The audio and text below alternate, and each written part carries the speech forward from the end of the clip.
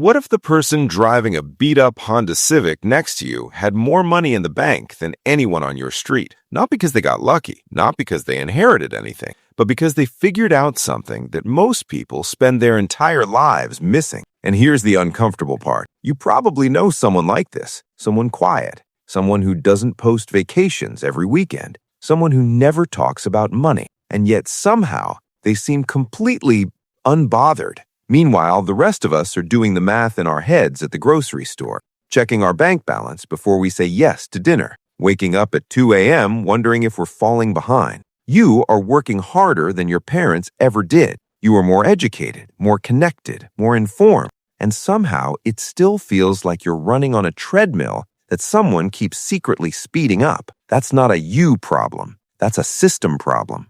And once you see it, you can't unsee it. Today, we're going to talk about 7 signs that someone is secretly wealthy. Not rich in the flashy, look-at-me way, but wealthy in the quiet, never-have-to-worry-again way. And by the end of this, you're going to realize which side of that line you're standing on and exactly what it would take to cross it. Let's start with sign number 1. They don't talk about what things cost. Not because money doesn't matter to them, but because their financial decisions aren't emotional anymore. Think about the last time you bought something expensive. You probably justified it out loud, maybe to a friend, maybe to yourself. That justification is the sound of financial anxiety. Quietly wealthy people don't justify. They decide and they move on because the decision came from a plan, not from a feeling. Most of us buy things to feel better about something else. The new shoes after a bad week, the restaurant dinner after a stressful day. That's not happiness. That's emotional spending dressed up as reward.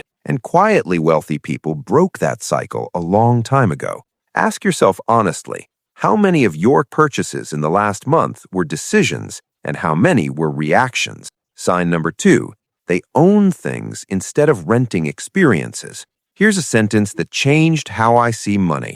Poor people pay for the use of things. Wealthy people get paid for owning things. Think about that for a second. When you stream a show, you're paying someone who owns the platform. When you rent an apartment, you're paying someone who owns the building. When you buy a car on finance, you're paying interest to someone who owns a bank. Every month, money flows from people who consume to people who own. Secretly wealthy people started flipping that equation early. They bought index funds when everyone else was buying concert tickets. They bought rental properties when their friends were upgrading to bigger apartments. They bought stocks in companies they used every single day, while everyone else was just the customer. They didn't do this because they were smarter. They did it because someone showed them the map. And once you see the map, everything looks different. Sign number 3.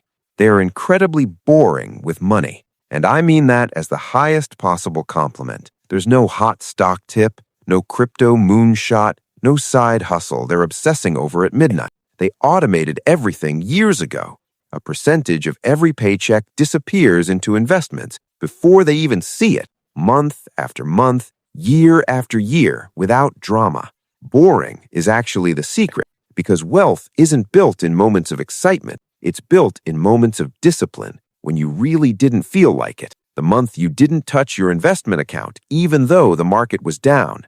The year you drove the same car, even though you could have upgraded. The vacation you skipped, not because you couldn't afford it, but because the future version of you mattered more. Compound interest doesn't care about your feelings. It only cares about time. And boring people give it the most time. Sign number 4. They look slightly underdressed for how much they're worth. The loudest person in the room is rarely the wealthiest. We've been sold a story about what wealth looks like. Designer labels, new cars every 3 years, watches that cost more than a semester of college. But study after study shows that the majority of actual millionaires in America don't live that way. They live in normal neighborhoods. They wear normal clothes. They drive reliable cars that are 3 to 5 years old. And they let their net worth grow in silence while everyone else is performing wealth on Instagram. Meanwhile, many of the people who look rich are one missed paycheck away from a very different life. The luxury car is leased. The designer bag went on a credit card. The vacation was funded by debt and justified as self-care. That's not wealth. That's lifestyle inflation wearing a costume. And lifestyle inflation is the single most dangerous financial trap in modern life because it's invisible while it's happening. Every time your income goes up, your spending finds a way to grow and meet it. New salary, new apartment, promotion, new car, raise, new wardrobe. And somehow, no matter what you earn, there's never quite enough left over because you keep raising the floor of what feels normal. Secretly wealthy people held the floor still and let everything above it build. Sign number 5. They seem weirdly calm about things that stress everyone else out. Job insecurity, inflation, market crashes, recessions. Everyone around them is panicking, and somehow they just seem steady. That's not because they're emotionally numb. It's because they have something most people don't: options. Financial freedom isn't about being rich. It's about having enough runway that a bad month doesn't become a catastrophe. It's about knowing that if your company laid you off tomorrow, you'd be uncomfortable but not destroyed. It's about having assets that keep working even when you're not. That calm you see in some people isn't luck. It's the result of years of boring, disciplined, quiet decisions that nobody cheered for and nobody noticed. Sign number 6. They invest in themselves in ways you can't see on social media. Not courses they never finish, not productivity apps, but real investments. The book that rewired how they thought about money. The mentor who showed them a different way. The conversation they paid a financial advisor to have. The uncomfortable habit they built when no one was watching. Quietly wealthy people are obsessive learners, but they're selective. They don't consume information for entertainment. They consume it for transformation. Every piece of knowledge they pick up gets applied, tested, refined, and they understand something deeply, that the biggest return on investment in your life is not in the stock market. It's in the 6 inches between your ears. Sign number 7, and this one will stay with you. They started before they felt ready. The number one thing quietly wealthy people have in common is not intelligence, it's not income, it's not connections. It's that they started investing, saving, and building before they thought they had enough money to do it. They put $50 a month into an index fund when $50 felt like a lot. They opened a brokerage account when they had no idea what they were doing.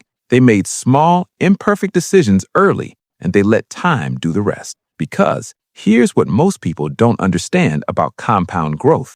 It's not linear. The first 10 years feel like almost nothing, but the second 10 years feel like magic, and the third 10 years feel like someone else is doing the work for you. Every day you wait to start, you are not just losing a day, you are losing a compounding day, and those are worth more than any other day on the calendar.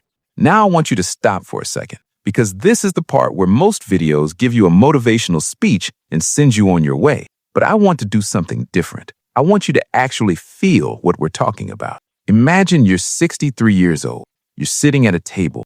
Maybe it's a kitchen table. Maybe it's a break room at a job you've had for decades. And someone younger walks in, fresh, excited about the weekend. And you realize that you're not excited anymore. You're just tired. And you're trying to do the math one more time. Can I actually retire in 2 years? Or do I need to keep going? And the answer, like it's been for years, is unclear. That's not a retirement problem. That's a 30-year-old problem that never got solved. Now imagine a different 63. You wake up, no alarm. The house is quiet. You make coffee slowly. You look outside and you feel something that most people in this country almost never feel. You feel like your time is actually yours. You're not wealthy because you drove a Ferrari at 40.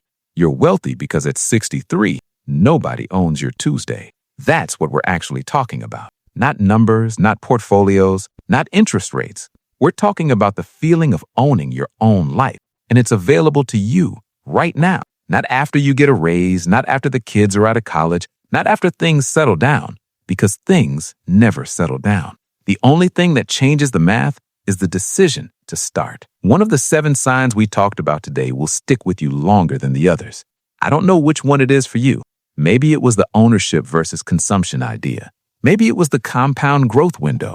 Maybe it was imagining 63. But here's what I know. The quietly wealthy person didn't find some secret. They just got honest with themselves about what their future actually cost, and they decided it was worth paying for early. The question isn't whether you can afford to start building wealth. The question is whether you can afford to keep waiting.